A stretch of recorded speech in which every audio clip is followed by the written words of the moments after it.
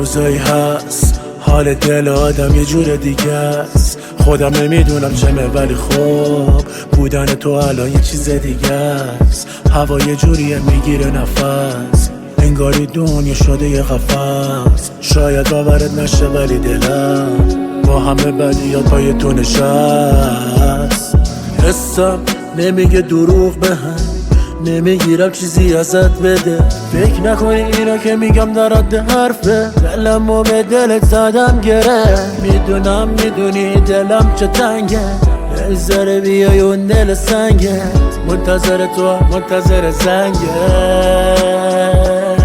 اصلا معلومه کجایی، دلم تنگ هنوز واسه رفتنمون زیر بارون دوتایی.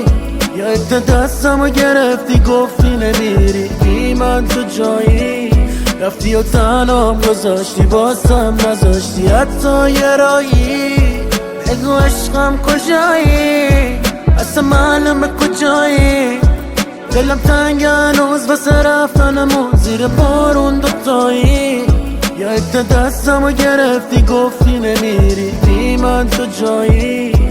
رفتی و تنام گذاشتی بازم نذاشتی حتی یه راهی. بگو عشقم کجایی.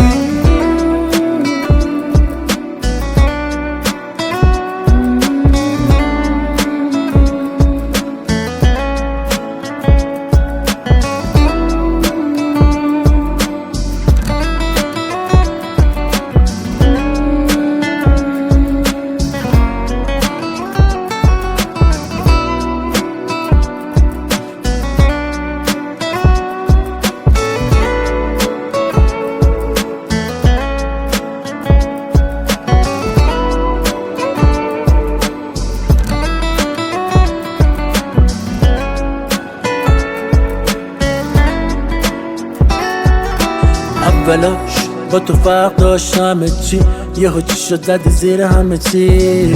اگه میشد بریم دوباره عقب، نزدشم سوژه همه بشین. ولی شد اونی که باید نمیشد. نمیخوام بی تو من این زندگی رو. دلم میخواد بگی دلتنگ تمنو، بعدش بهت بگم منم همین تو. اصلا معلومه کجایی، دلم تنگ هنوز واسه رفتنمون زیر بارون دوتایی.